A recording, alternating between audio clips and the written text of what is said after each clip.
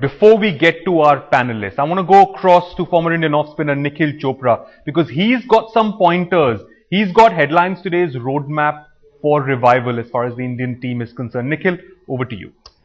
Thanks, Gaurav. We've got the roadmap ahead, but it's important for the selectors to take a look, and also the BCCI president and the entire working body of the BCCI. A couple of things that we've been able to see. Duncan Fletcher, is it time for him to go and get an Indian coach? Because I think personally, and a lot of us here think that with ex-Indian players, our team can, of course, bounce back much quicker, and we can help them get back on their feet. Because he's been very quiet during the net sessions. He's been very passive during the dressing room, and also, one gets the sense and feeling is that he's really not had the grip against some of the senior players. You look at that first game where Mahendra Singh Dhoni got 100. He's the only man who's been in form, but Duncan Fletcher didn't come out and say, go out there and bat at number 4. So, go out there and take the reins, get the bull by the horns. Is it time to say that Mahendra Singh Dhoni's got too much workload on him? Do we split his captaincy? Test matches, there's a different captain. For one days and T20, there are different captains, because that will help, get him to at least keep firing consistently with the bat. And also now, show faith in the young guns like Ajinkya Rahane, who's shown a lot of promise. Manoj Tiwari, once he gets fit, unfortunately he's unfit, but whenever he gets fit, he comes back, and give them a lengthy run in international cricket. It's not fair to the youngsters. Give them a 1 game or 2 game and get them to bounce back. And also, start rebuilding now for the 2015 World Cup. Don't forget, we are the reigning world champions. So we've got to try and lift that trophy once again. And it's time to take a look at our bowling unit as well. Disjointed, we need to try and find a quality spearhead, because don't forget, Zaheer Khan has served Indian cricket for a long time and he's done a fantastic job, but it's time that he moves on, somebody else steps into his shoes as well. Now, we found the spin force also on BCCI to identify new spin talents who can enhance Team India's traditional strength. That's where the National Cricket Academy comes in. You believe in talent, give them the opportunity for a long period of time, help them develop skill levels. Also, take a look at this. This is the most important point. Control the contracted players' workload. Regulate their commitments in the IPL and CLT20. That will only happen with the BCCI stepping in, making sure that they get paid more when they are playing for Team India.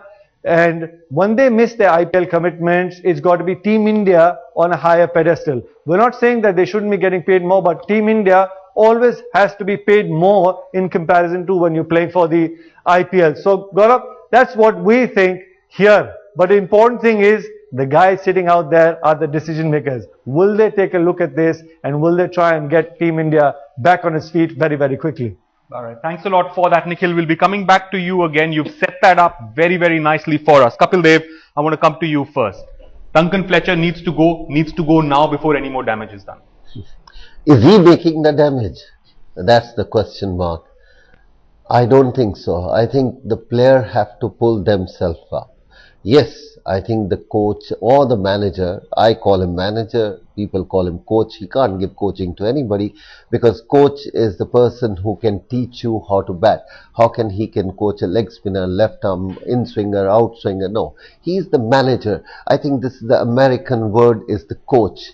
There's nothing called coach in my dictionary. It is just he have to manage the player and get the best out of them. But is he doing that? Is he managing the players the best that he can? And is he also not part of the blame process? Shouldn't he also be blamed? Of course. I think it's when you say blame, he is also part and parcel of that. But the most important is the team have to take the ownership. They are the same guys who played the World Cup. Apart from Sachin Tendulkar, everybody is the same. 7 batsmen is the same batsman who played the World Cup. So why we are crying? They have to pull themselves and say, we have to take the ownership and perform better. And that's what it's required. If those same Varinder Sehwag, Gautam Gambhir, Suresh Raina, Virat Kohli, Yuvraj Singh, if you're not going to get best out of them and they are not going to perform the best, you can't really blame outsider who come here to help the team. No, I don't think so. I like to. Yes, he's also party to that. He have to get the best out of every player, and that's what his coach or manager's job is all about. Saurav Ganguly, those same players that Kapil Paji has referred to played beautifully under Gary Kirsten, who was also an outsider. He got a lot of plaudits here in India and around the world. Yeah, but that's some time back. He was a great bowler. Now you don't come and expect him to bowl at 140. He did that when he was at his best. Yeah. And that's why it's a sport. Everything has its good times and bad times. Okay. Now, you ask me to come and bowl now, I will not be able to do it. So it's what you've done in the past has to be evaluated and looked up for a certain period of time. So then are you saying these players are no longer good enough then? No, because if that's the reference, then they shouldn't be in the playing 11. No, I'm not saying they're not good enough because they're still young. They're not performing at the present moment. Okay. And it's a game of performances, any sport. Anything in life where there's a win or loss, it's about winning. Okay, you have some losses, but you need to win a lot more than you lose. And when you don't do that, obviously you have some other personnel to come and do it. That's the rule of life, that's the rule of sport, and that will happen. Okay, let me put that another way. One of the main pointers we are saying that needs to be implemented to save Indian cricket is to start planning and rebuilding for the 2015 World Cup. We're the reigning champions. How many of the current players in the side do you see going to Australia for that 2015 World Cup? See, it's a young side. And that will depend on performance. Age is not a problem here. Okay. Because the guy who was the senior most, Sachin Tendulkar, at the age of 39, has said, I will not play one-day cricket because I will not go to the 2015 World Cup. So it's about identifying the right talent, identifying players and backing them over a period of time. Virendra Sehwag? Yeah, I'm sure if he performs, why not? He's just 32 years of age, but he's got to perform. 2 years down the line is a long way for Virendra Sehwag or for anyone. So if you have to survive those 2 years, you have to keep performing over a period of 2 years. People like Virendra Sehwag or Rahul Dravid or Mahendra Singh Dhoni will get an extra bit of opportunity than the rest because of what they've done in the past. But that doesn't mean it'll go on forever. It'll stop at some stage over a period of time where the selectors feel, okay, we've given him enough time. He hasn't delivered for us. We will have to bring new players. And this entire thing depends on judgment. Judgment of the selectors, judgment of the captain, judgment of the coach. And at the present moment, with the performance in the last 15, 16 months or rather 20 months, I think everybody's performance needs to be evaluated because, okay, you can say, I agree with Kapil Dev that the coach is not responsible alone, but he's responsible to a certain extent. At the same time, a captain is not responsible fully. He has got to depend on his players. At the same time, it's a job of the captain to make sure that your players are performing, and that's the circle which you go through. If that's not happening, what's the solution? You have to find a new way to get to it. But Kapil Paji, Saurav Ganguly talks about a circle. It seems Indian cricket is going around in circles at this point in time. If there's so many people to take the responsibility, take the blame, then it seems you're not really pinning down the problem. Okay, 5% here, 10% here, 20% there, but you're not really identifying the main problems then. I think that's where the selectors come into the job and they have to take the responsibility. I think the selector have given certain job and they have to look into the performance. What Saurav was saying, I agree. You have to see everybody's performance, how they are playing. Doesn't matter big name, there's nobody bigger than the country. Yeah. Everybody have to understand. Maybe the captain, maybe the senior of the senior player, or maybe anybody. You have to understand the team comes first and the selector have to look into that performance, who is really playing well and who is really performing or not performing. After that, if have to be drop captain, have to drop Sachin Tendulkar, have to drop Saurav Ganguly, have to drop Kapil Dev, do it. Doesn't matter, but you have to build a team. That's the way I look at it. I will never ever bother about individual, I'll bother about team. Yes, this is so much is an individual, still it's a team game. But you have to look into the performance of current. I will never go 2015. I want to see next match, next season, after that. Whoever playing well, then he will play 2015 tournament. I will never believe in that. We built the team for 2015. Let the time come. But if you lose for next 2 years, you're not going to get confidence. Start winning matches. And that is ownership of the selectors to pick the best team. Yeah, I agree with him. It's about next series. Picking your best possible player for the next series, best possible team, and decide that and see whether they can win you games. If they can, they go on for another 3 months. If they can't, somebody else comes in. Now you can say that about the captain and the coach, because you don't change captains every 3 months, you don't change captains every 6 months, or you don't change coaches every overnight. So I think that decision can be over a prolonged period of time.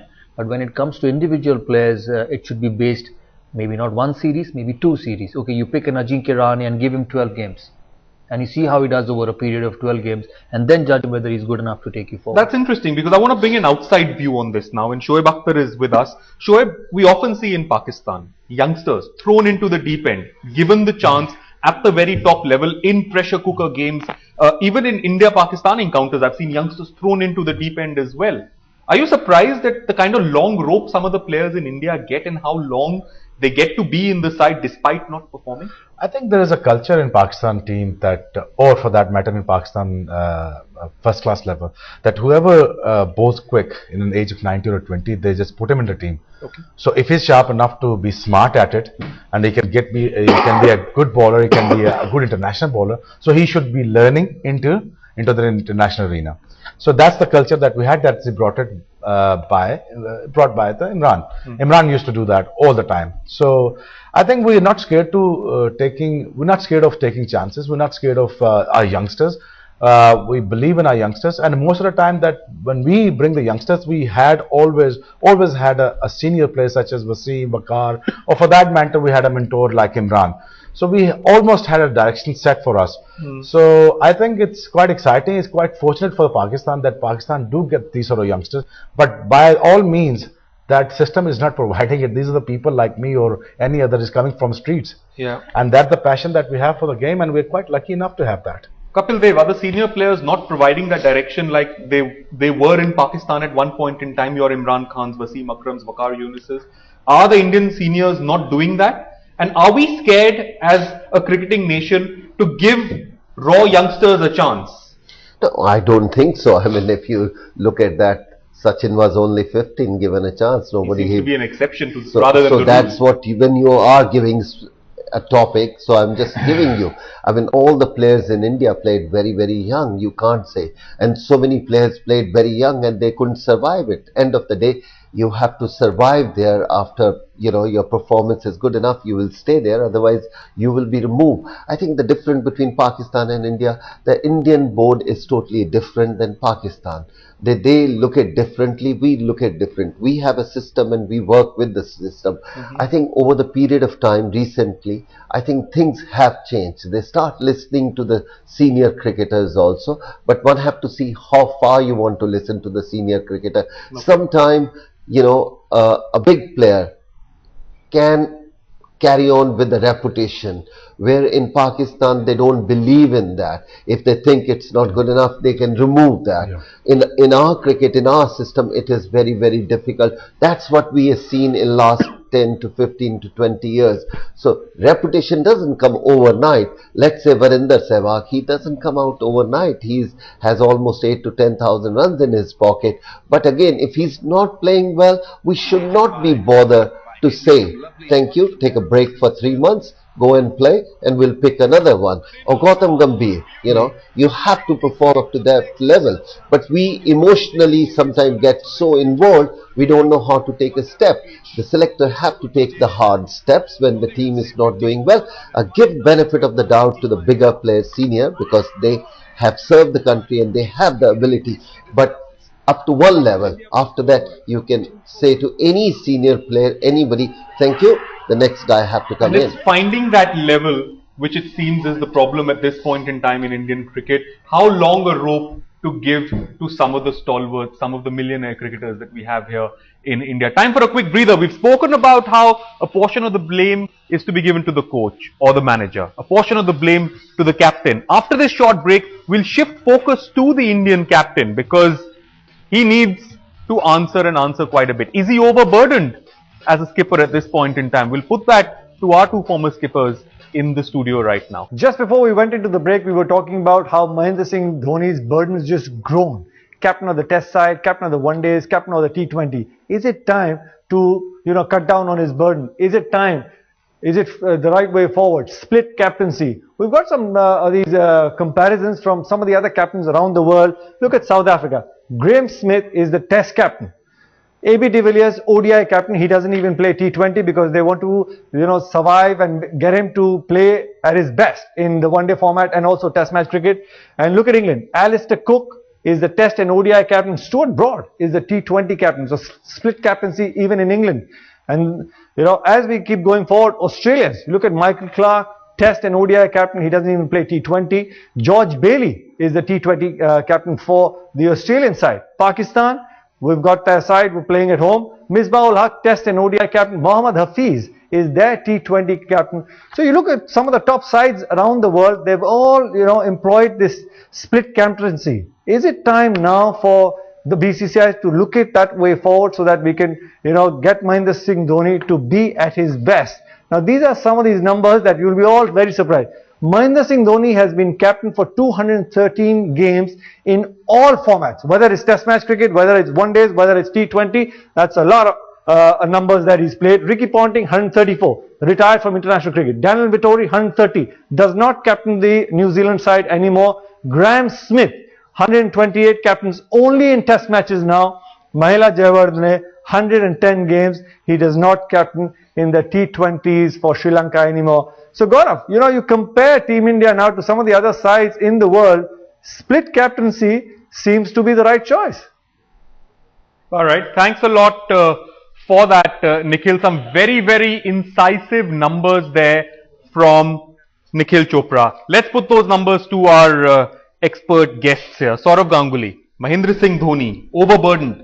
One set of numbers Nikhil did not mention there was the IPL. Absolutely. The IPL, and then you've got the Champions League T20, because CSK always seem to qualify for that tournament as well.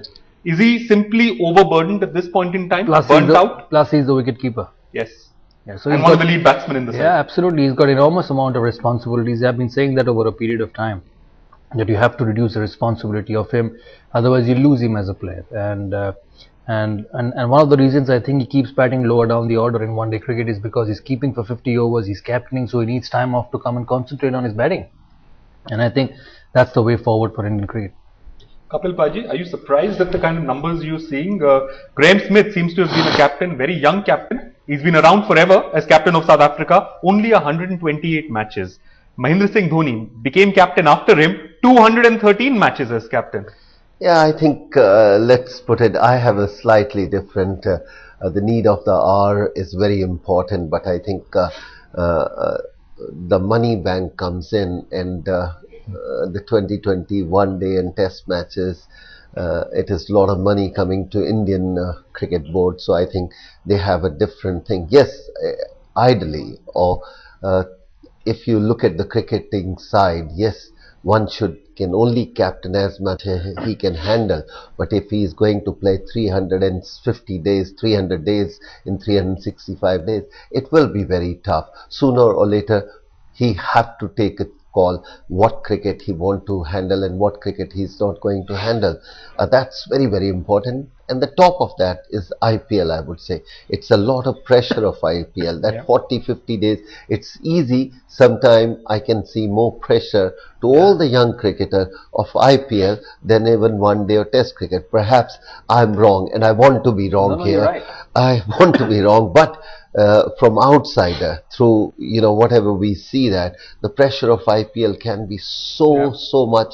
It can take so much burden, so much out of you. It can be difficult. So I think he's a sensible man. I think he should take a call, or rather, I think the selector have to take a call. Selector have to do their job. They are not only become a selector because they played cricket. I think selector have to show their character and say, look, we think this is the best way to take the Indian team forward. They have to send the message to the board, and in the board also they have to be maturity. They have to show the maturity. Look, this is a set of cricketer selectors who are given this thought. If not, they can still have enough cricketers who have left. I mean, Saurabh is there, Rahul is there, Anil Kumble is there. They recently played the cricket. If they can sit down and try to say what is best for the cricket, if you are positive thinking, no ego in that.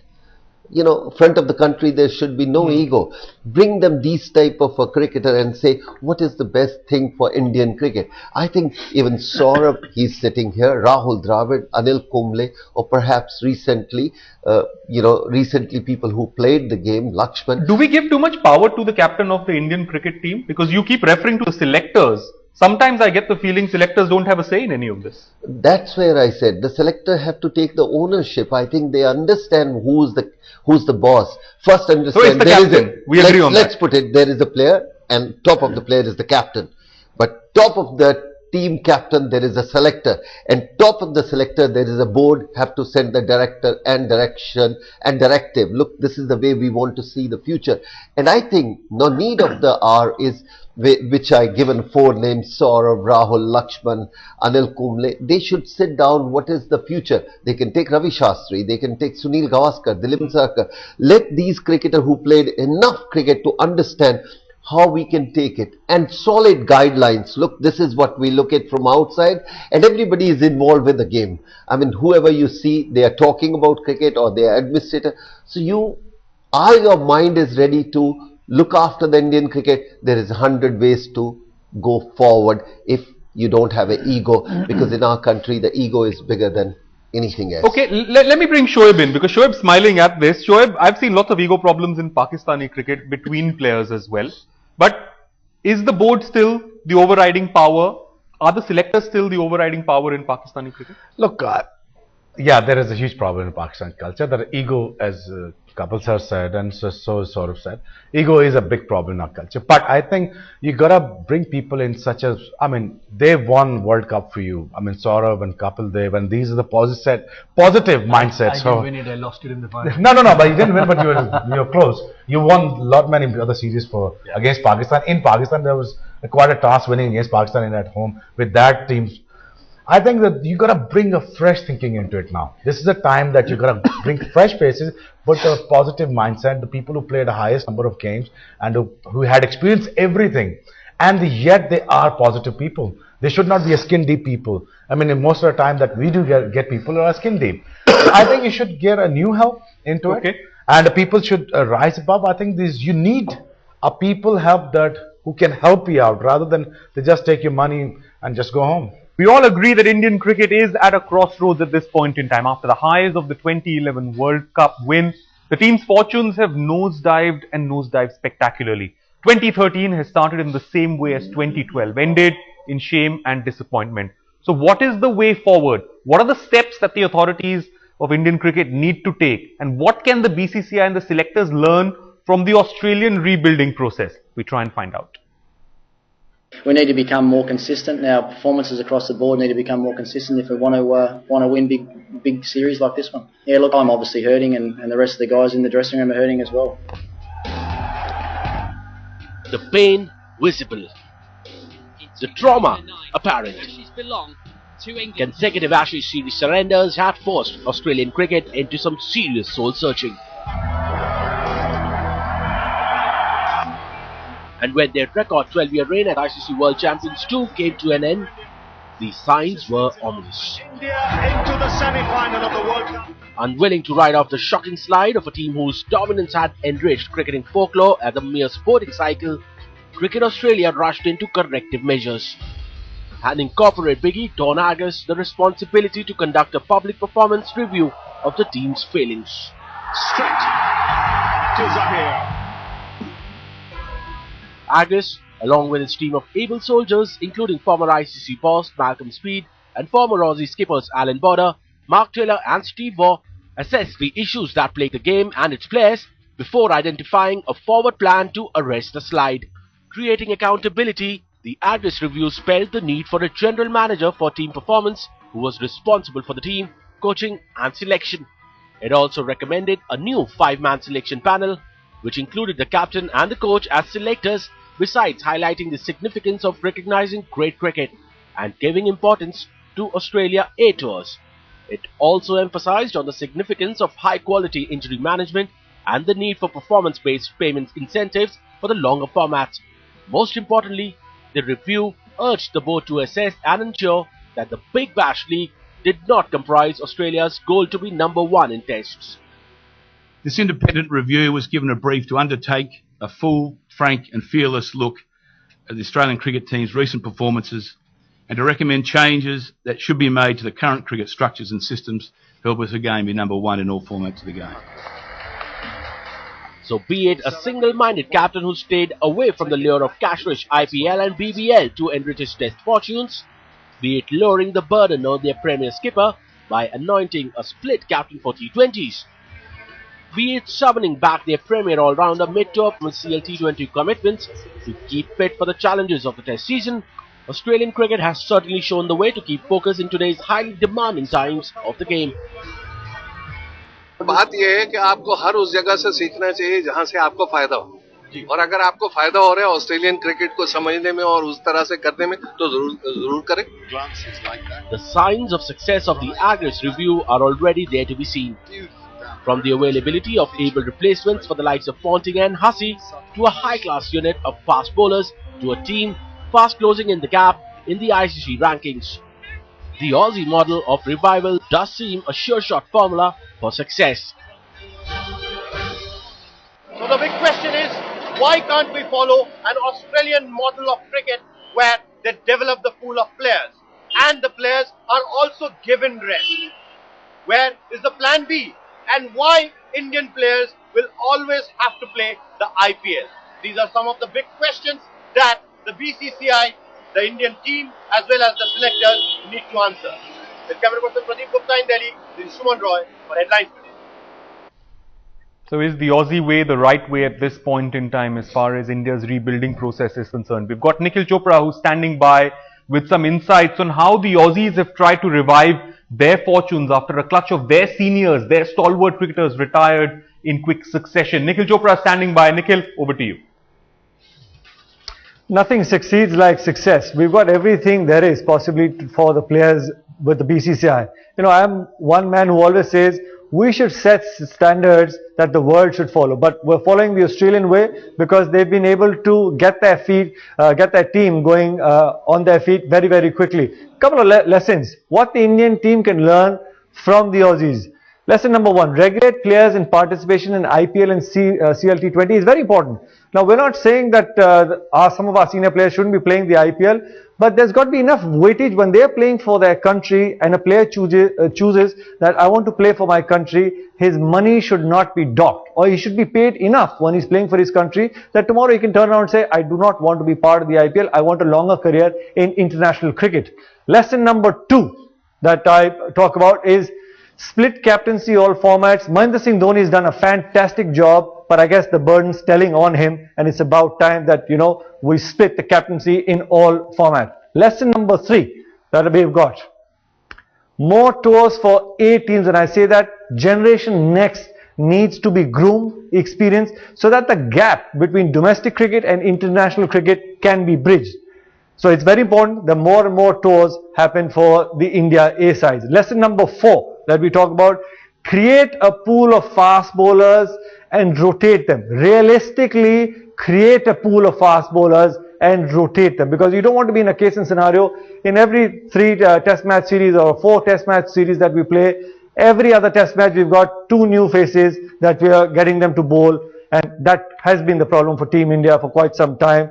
And lesson number 5 is also very important: put in a place an injury management system so that our fast bowlers, our players understand what it is when you get injured, how quickly you can come back. Realistically, you know, a good rehab system needs to be put in place. Gaurav, these are all the lessons that the Australians have been doing, and that's why they've been able to dominate international cricket for a long period of time. Okay, thanks a lot for that, Nikhil. Clearly some very, very interesting facts there that we can possibly pick up from the Australian model. I'm going to bring in Saurav Ganguly first. The Big Bash example.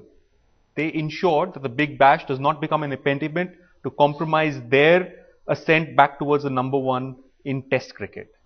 Is that likely to happen? Can that happen in India now after what we see with the IPL and the success of the IPL? No, I don't agree with this. Why does IPL come in the middle all the time? You know, when India won the 2011 World Cup, IPL was there.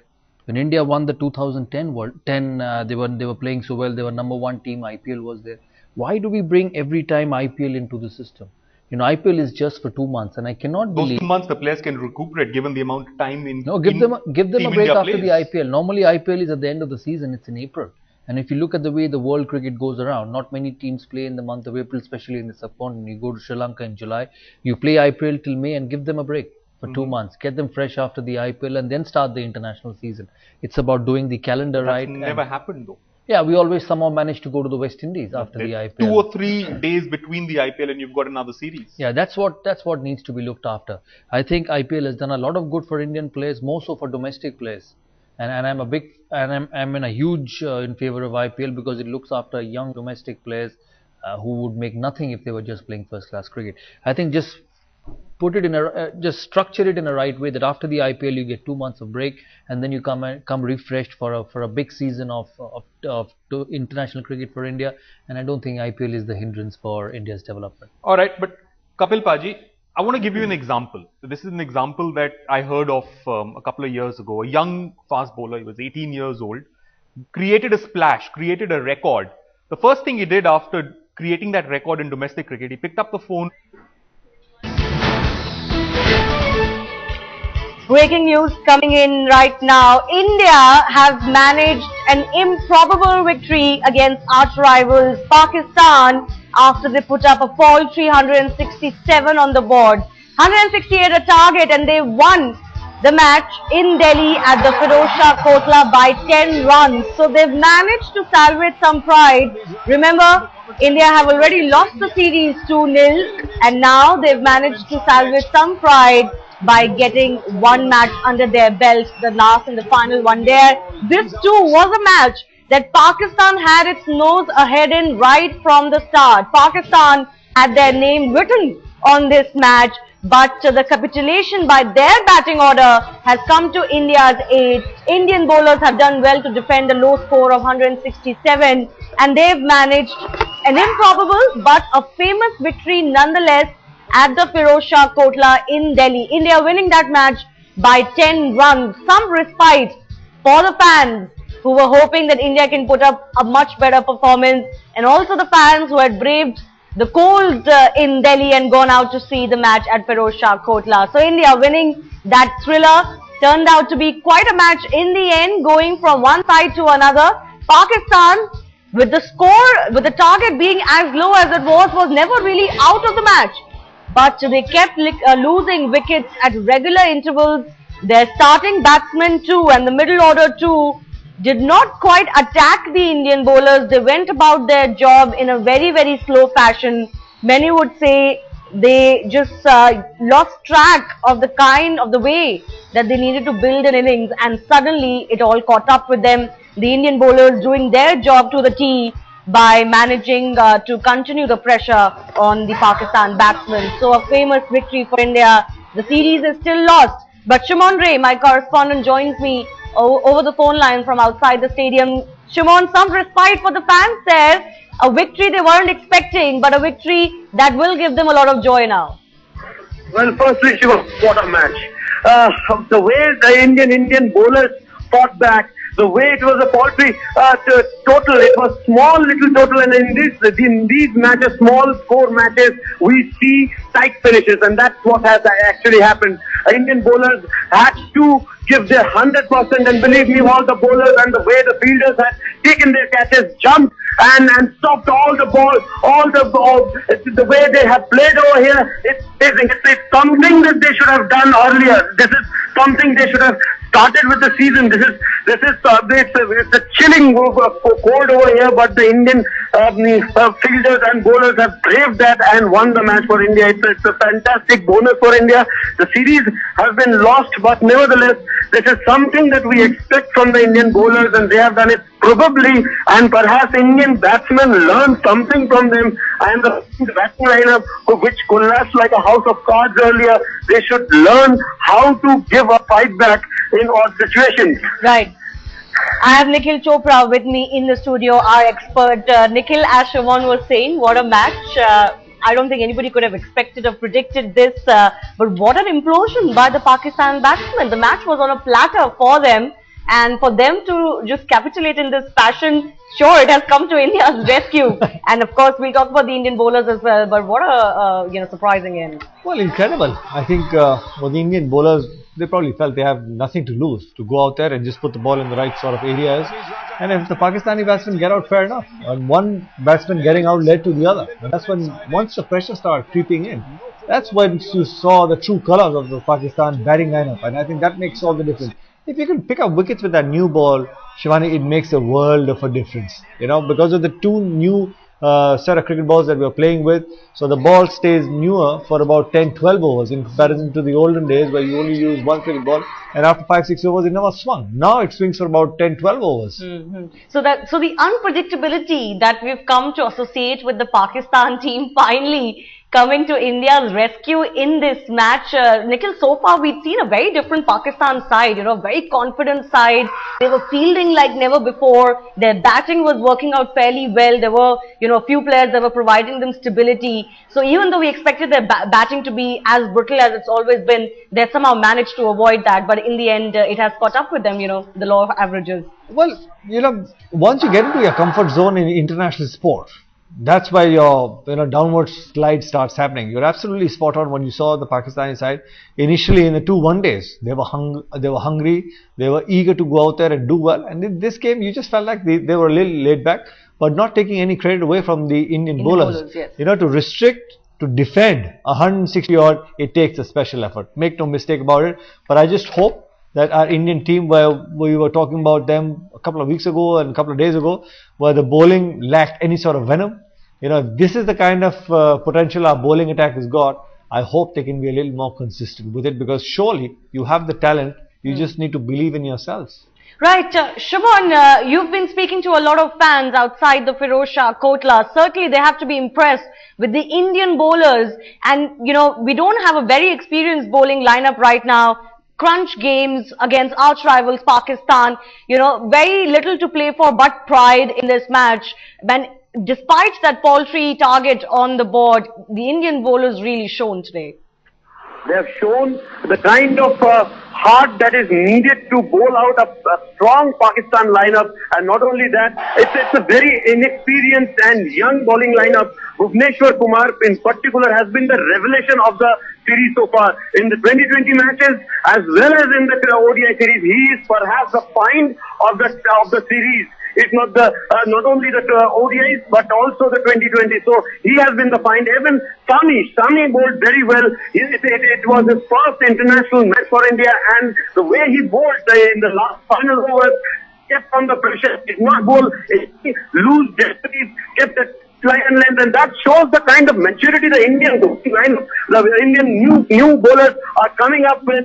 That's not happening with Indian batsmen. That's the worrying thing. We might have won by 10 runs, but we should not forget the batting collapse. The entire same batting lineup collapsed like house of cards, and that we should not forget. Now the selectors are meeting at the moment, and they will probably come out with a selection a short while from now. So now let's see what happens. India has won it, so probably heads will not roll the way it should have some 3 hours, 4 hours back, when we predicted that there would be many heads that will roll. India, this is a consolation victory, but I believe some of the big batsmen might be axed for the next series against England. Definitely 2-1 has a very different ring to it than 3-0. So in that regard, perhaps the Indian team has managed to avoid the kind of outrage there would have been had they been whitewashed at home in a one-day series, and that too by arch rivals Pakistan. That hasn't happened in over 2 decades. They managed to avoid that. And we will talk about the fallout that this series overall, despite this win, will have on the selection meeting and on the next series against England. But just talking about the match a little bit more, Nikhil, Pakistan batsmen have themselves to blame. I mean, like I said, the match was on a platter for them. Their name was written on the match. But even the earlier batsmen, you know, fine, they lost a couple of wickets early, but the likes of Misbah and others didn't quite accelerate. I think they got too complacent in the fact that they're chasing a very small total, but you still have to keep accelerating. Well, of course, you know, the singles were there for taking, and you're defending 160, Shivani, at a time when the new rules is also there, when you need 5 fielders in that 30-yard circle. So you got less one person patrolling the boundary, and then if you can't get to 160 and the game goes down right to the wire in the last 49th over, you've got yourselves to blame as batsmen that you didn't make a game of it. Even Umar Akmal, for that matter, the way he got out at that moment in time when he got 20 odd, you know, getting stumped to Ravindra Jadeja, he didn't need to go out there and bat like the way he was. Read the situation, bat according to the situation. That is what you talk about, being smart and smart at your job. I'm sorry, I don't think the Pakistani side were professional, or they never looked professionally good enough to go out there and get that sort of total. Yes, I mean, and that, begs the question, just what, changed so quickly. I mean, this same batting lineup had done so well. Yes, they tweaked their batting order a little bit, but everyone who had performed for them so far, the likes of Shoaib Malik, and others didn't quite come to the party. Mohammad Hafiz did, wage a lone war yet again in the lower order, but he didn't quite get the support from the other end as he kept losing partners, and in the end, he was the last wicket to fall. But yes, the question of should this change the way we look at the performance of the Indian team, and especially the Indian batsmen have put up in this series? What kind of a fallout would you want from this series, nevertheless, whether we won this match or not? Well, I guess a couple of changes are on card in itself. Of course, you can't take away the fact that we've lost the series. We lost the series 2-0, and the third game was a dead rubber. It has no consequence. We played well, we won that game, but not because of our batting. And our batting hasn't clicked for quite some time. Even against England when we were playing the test series. So that has continued. So it's about time that we say that, reputations can only carry you so far. It's about time that the youngsters who are doing well in domestic cricket be given an opportunity against England, and it's only fair. So some of the guys who probably miss out, I don't know what the selection committee is going to be deciding in the next half an hour or next 1 hour or so, but I won't be surprised to see a couple of changes in that Indian team for the first two ODIs against England. Right, before we talk about the question of, just what changes we should see in the batting lineup, because I think that's where the most contention is right now. So many of our players not performing up to their reputations and their stature, and even up to their talent, really. Several batsmen struggling quite badly, and that has been the biggest problem for India, because it seems like everybody except for Captain MS Dhoni is struggling right now. But the bowling attack, Nikhil, I mean, a word for them. Shami Ahmed today, debutant, did extremely well, bowled those 3 maidens in his first 5 overs in his first spell, came back to take a wicket as well in the end, so good for him. But the Indian bowling lineup, despite the inexperience, perhaps has done much better than one would have expected. The likes of Bhuvneshwar Kumar and now Shami Ahmed, they have shown that you can reap rewards if you actually blood in youngsters. Of course, and for somebody of the quality of Bhuvneshwar Kumar, playing his 3rd game at this moment in time, or 4th game in international cricket, once you just go out there and put the ball in the right sort of areas, he'll very quickly realize and learn if the ball's doing something in the air, no matter who the batsman on the opposite end is. At the end of the day, if it's a wicket-taking delivery, you will get wickets. If it's a good delivery, you will get respect for it. So it's important to put the ball in the right sort of areas. Don't be scared of the batsman or the name of the batsman. That's the important thing. Just go out there and do your job, what you're good at, and you'll reap the rewards. So it's good to see that with this young bowling lineup that we've got, Shivani, defending 160 will carry this weight a long way. I hope so, because they will have this self-belief in them that we can go out there and win games, even if you're looking to defend 160, 170, and we needed a victory like that, just to push that positive injection in the Indian team. Whereas, it shouldn't be a one-sided affair where the batsman gets 300 and the opposition gets bowled out for 200 and you get 100 on margin. You need some of these close battles, especially when you're looking to rebuild the side and rebuild that bowling strength of yours. You need a game like that where these youngsters believe in themselves. Right, so it's not all doom and gloom for India as they head into the series against England. But would you still concede, Nikhil, that the victory is less because of what India managed to do in this match, but more because of the failure of the Pakistani batsmen? Well, and in that sense, it shouldn't quite change the way that we should look at the fallout of the series. No, not at all. You shouldn't change the way we look at this series at all. You can say that. That's one way of looking at it, that the Pakistani side lost the game. But don't forget, our Indian bowlers, our youngsters went out there and bowled their heart out. And you've got to give credit where it's due.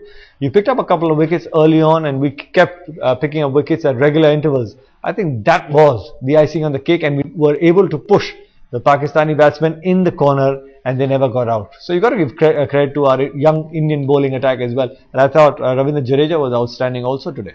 But again, the question is, there are still underperforming stars in this team. Yep. We are, as you mentioned, we are still in a rebuilding phase.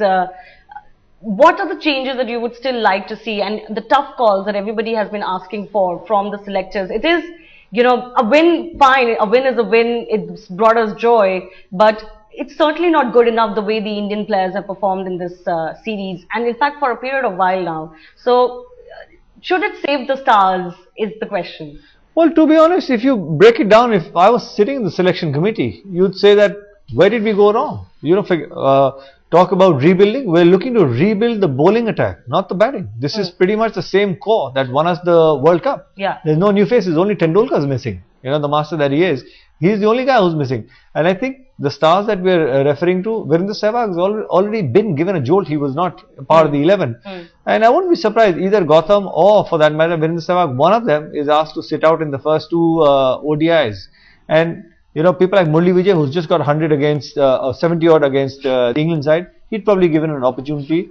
Ajinkya Rahane, you know, unfortunately that he couldn't grab the opportunity that was given to him today, but off his performances just off late, I think he'd be given a couple more games, and that's why you go forward. I think the batting department needs to come good. Yeah. It's very important.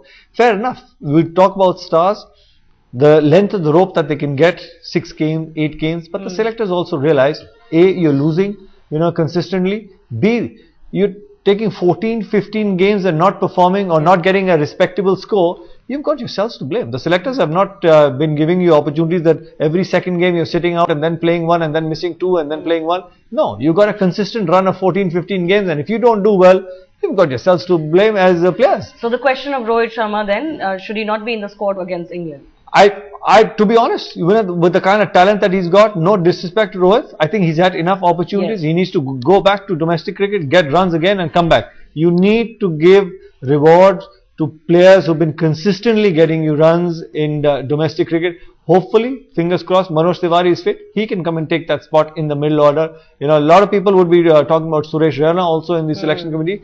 But I'm for one man. You can't have too many changes. You can't have wholesale changes. That would create a further vacuum in the batting department also. Then you got too many problems. 1 or 2 subtle changes, and then you know, carry this team forward. You have to have the right sort of blend, the experience with the youth. Because if you disbalance that, then to get the team on its feet will take only longer. Alright, the other question of course is about Mahendra Singh Dhoni's captaincy. Sure, you know, not a 3-0 whitewash, but it's still a series loss to Pakistan at home. And how many series loss, the question is, how many series losses is it going to take for the BCCI to act on the captaincy issue? What should be done with Mahendra Singh Dhoni still, regardless of the fact that we've won last match? I think he still should be the captain of the Indian team, even after losing the series.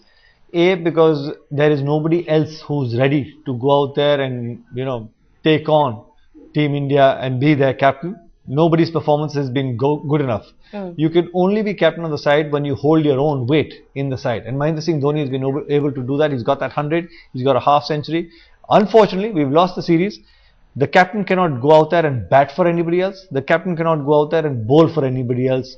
And I think in the T20 version and also the one-day version, I think Mahendra Singh Dhoni is a fantastic cricketer and he's been able to hold his own weight. The big question is, what happens against Australia? Yes, should they split the captaincy? That is the question that we've been asking as well. There's just too much load on Mahendra Singh Dhoni, and he has lost in T20s and one-day internationals as well. Is it not time to appropriate some accountability on the captain as well? All right, Nikhil, thanks a lot for joining us.